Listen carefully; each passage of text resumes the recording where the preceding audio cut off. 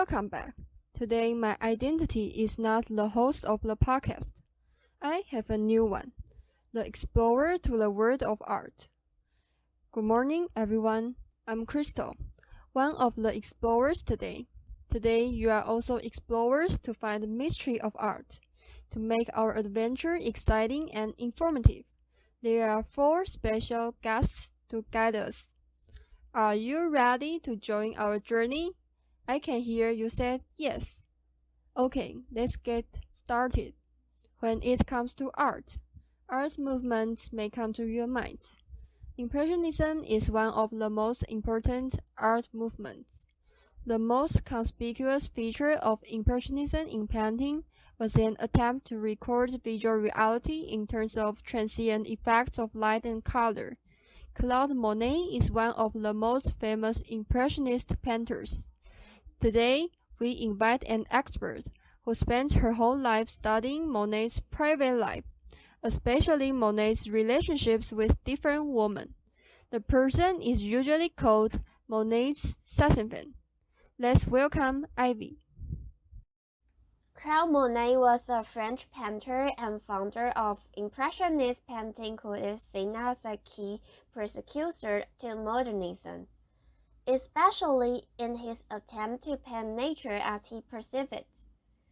During his long life career, he was the most consistent and prolific practitioner of Impressionism's philosophy of expressing one's perception before nature, especially as applied to outdoor landscape painting. The term Impressionism is derived from the title of his painting. His ambition to document the French countryside led to a method of painting the same scene many times so as to capture the changing of light and passing of the seasons. Frequently exhibited and successful during his lifetime, his fame and popularity soared in the second half of the 20th century, when he became one of the world's most famous painters and a source of inspiration for burgeoning groups of artists. Monet seemed to have a smooth life.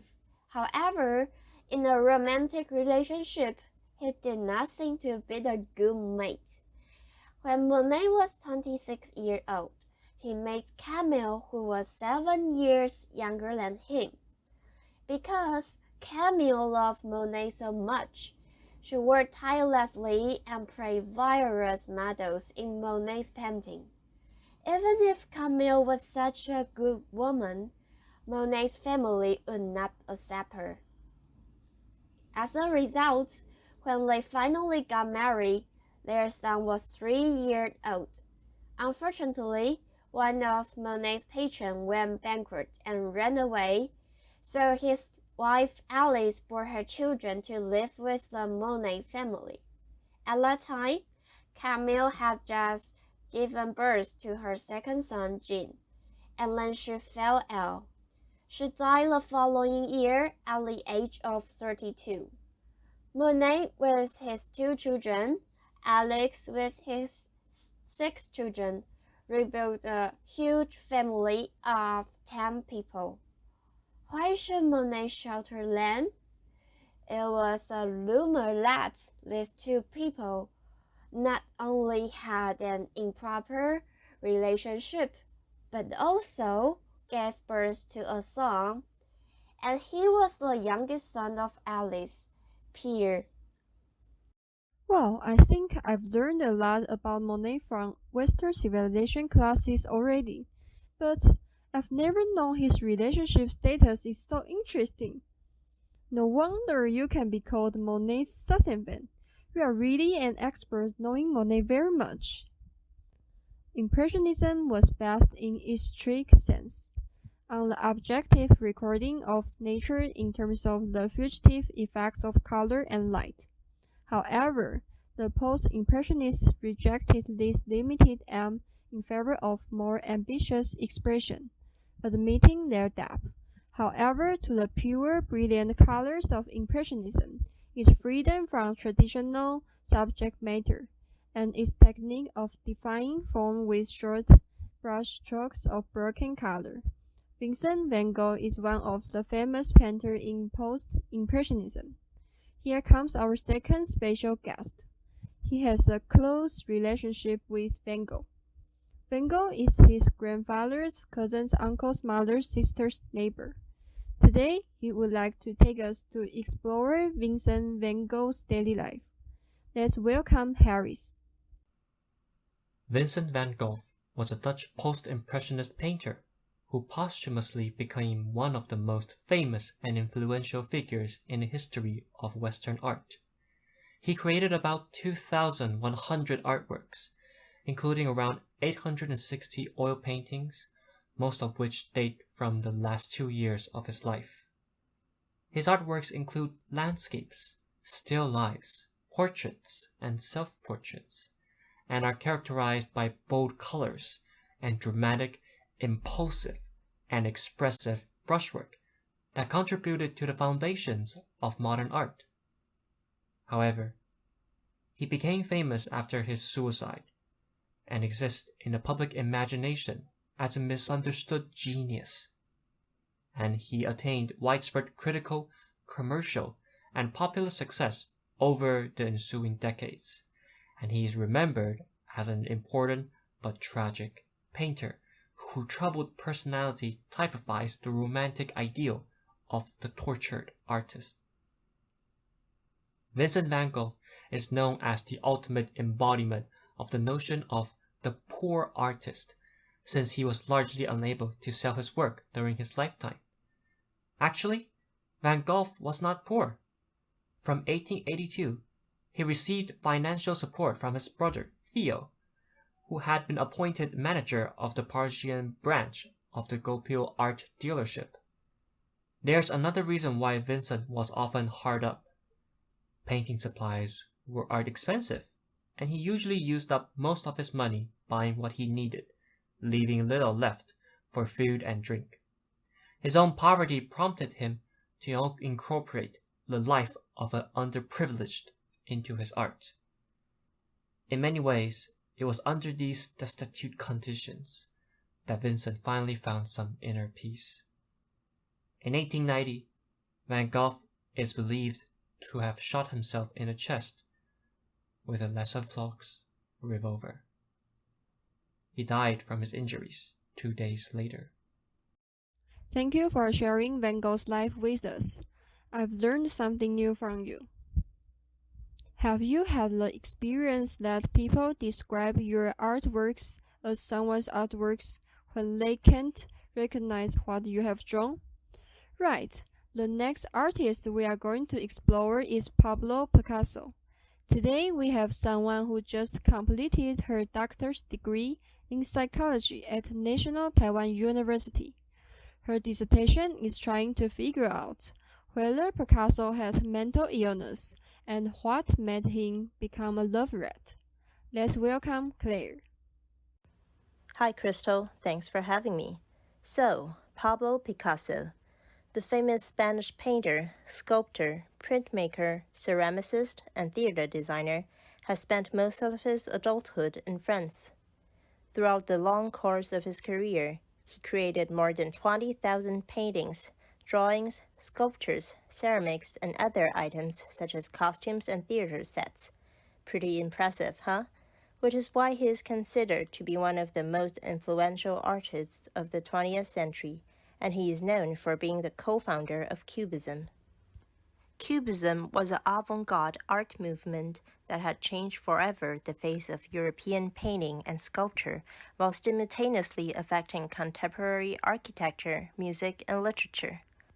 Subjects and objects in Cubism are broken up into pieces and rearranged in an abstract form. Besides, Picasso is also credited with inventing constructed sculpture and co-inventing the collage art style. This revolutionary art form led society toward social advances in painting, sculpture, printmaking, and ceramics by physically manipulating materials that had not previously been carved or shaped.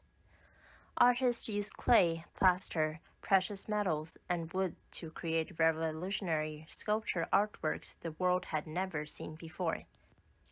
Picasso, he himself, has said that sex and women had an enormous influence on his work, the female nude being his obsessive subject. His rapid and dramatic changes of style attributed to the presence of a new love interest, the wedding of an old one, or both. Mr. Picasso had complicated relationships with many of the women in his life. He either revered them or abused them, and typically carried on romantic relationships with several women at the same time. Picasso's notorious remarks about women as goddesses or doormats made him hated by feminists. However, in his life, women are never in short supply, and his charm was legendary without a doubt. Among his many lovers, there are notable women, let's say 6, who inspired some of the Spanish artist's greatest masterpieces and helped him become one of the most consequential artists of the 20th century. That is to say, women are the sources of his creation, and his arts are also inseparable with women. To be honest, I don't know what I should say now. I just want to say that Picasso had a splendid life. Here comes our last guest. She is the person cleaning the house in which Frida Kahlo lived. The person we invited today also wears the same size shoes as Frida Kahlo. Let's welcome Angela. Frida Kahlo was a Mexican painter known for her many portraits, self-portraits, and works inspired by the nature and artifacts of Mexico. Although she was disabled by polio as a child, she had been a promising student headed for medical school until she suffered a bus accident at the age of 18, which caused her lifelong pain and medical problems. During her recovery, she returned to her childhood interest in art with the idea of becoming an artist. Her interest in politics and art led her to join the Mexican Communist Party in 1927, through which she met fellow Mexican artist Diego Rivera.